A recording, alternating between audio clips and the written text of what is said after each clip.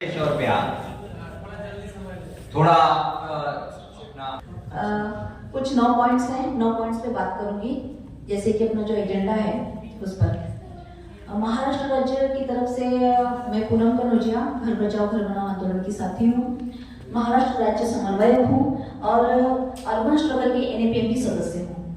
और मैं चाहूंगी कि जो हमारे 9 पॉइंट्स जो हमारे जो साथी आए थे उन्होंने तय किया या आपस में सब चर्चा करके जो मुद्दे निकाले थे वो मैं रखना चाह रही हूँ।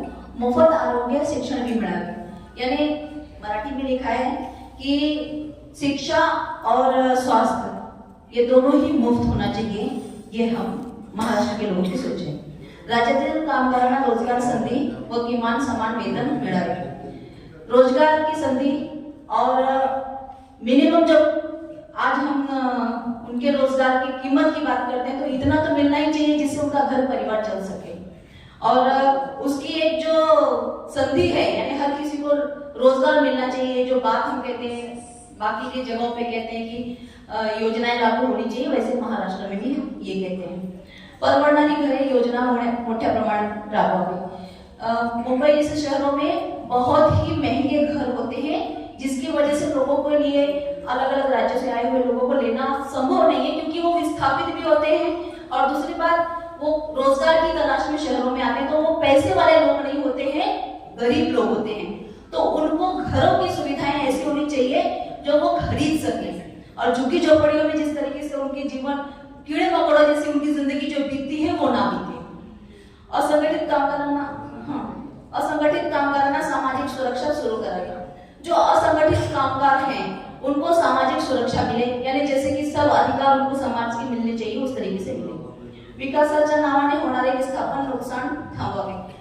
डेवलपमेंट के नाम पे आप लोगों ने दिल्ली क्या मुंबई क्या सब एक समान करके रख दिया है। राज्य में जो भी इस समय जो चल रहा है आप लोगों ने देखा होगा कि डेवलपमेंट के नाम पे क्या क्या चल रहा है। घर उजाड़ दिए जा रहे हैं, लाखों लाखों लोग बेघर हो जा रहे हैं, जमीन ले ली जा रही है, बहुत कुछ नुकसान हो रहा है, एक तबाही सा एक माहौल मचा हुआ है।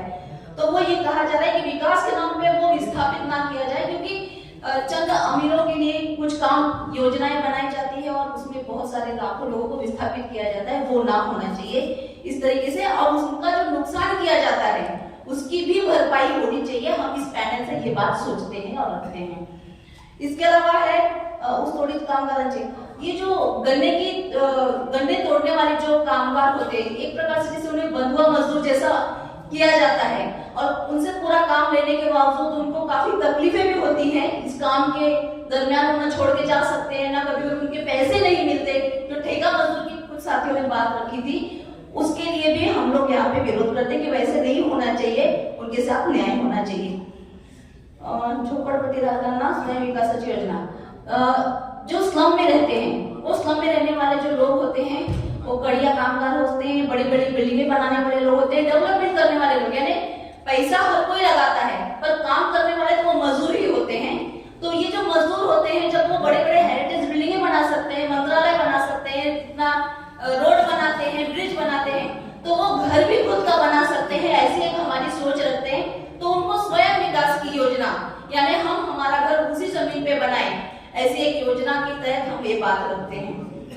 शेतकऱ्यांच्या शेती किंमत, किसानों की जो खेती होती है उसमें जो अनाज होते हैं उसको हमी भाव यानी जितना कि वो लागत लगाते हैं जितना उनका, काफी समय आप लोगों ने देखा कि दिल्ली के बॉर्डर पे क्या हुआ था, लेकिन आज तक उस पे निर्णय पे तक हम नहीं पहुंच पाए। लेकिन वापस ये बात अब उठाने की जरूरत है 2024 की सोच के अनुसार। तो ये बातें हम सोचते हैं। शहरात मनरेगा व स्थलांतरित कामगारांना नोंदणी प्रकरण, जैसे गांव में मनरेगा है वैसे शहरों में भी होना चाहिए, हम ये सोचते हैं। और जो स्थलांतरित मजदूर हैं बहुत सारे राज्यों के लोग ऐसे भी आज शहरों में होते हैं जिसका कोई कहीं नोंद या एंट्री नहीं होती सरकार के पास, होना जरूरी है ताकि आने वाले समय में अगर कभी किसी प्रकार की भी समस्या या कुछ उनको बेनिफिट देना चाहिए, मिलना चाहिए, उसके लिए हम लड़ सके। इसके लिए एंट्री यानी नोंद होनी बहुत जरूरी होती है। नवीन कामगार कायदे, आप लोगों को पता होगा कि नए कायदे लाए हैं सरकार ने, तो सिर्फ 4 बिल कोड जो लाए जिसमें बहुत सारे हमारे जो 60-70% जो लोग मजदूर हैं उनपे इस तरीके से एक बंधुआ मजदूर ही कह सकते हैं। उनके नियम, उनके अधिकार, उनके सारे जो स्वतंत्रता थी सारी चीजें खत्म कर दी गई। जो 8 घंटे की नौकरी थी वो 12 घंटे में कर दी गई। उनके भाव नहीं, यानी उनके जो उनकी इनकम होनी चाहिए वो नहीं दिया गया। वो तो किसी भी तरीके से उनको नहीं सोचा गया। अच्छा, तो वो जो कायदे लाए गए हैं 2024 की ध्यान में रखते हुए वो सारी चीजें हमें आवाज उठाने की जरूरत है। और इसमें जो बात नहीं आई है वो ये है कि जब हमारे यहाँ पे आज बातें हो रही थी तो उसमें एक बात आई थी कि 2024 को याद रखा जाए।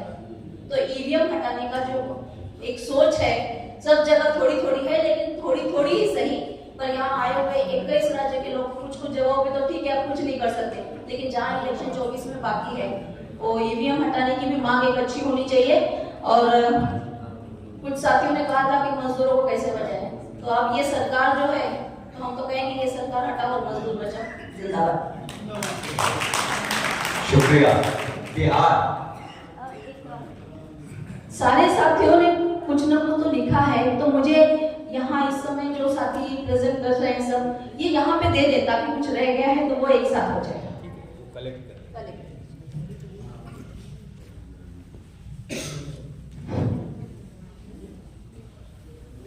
विभिन्न राज्य से आए हुए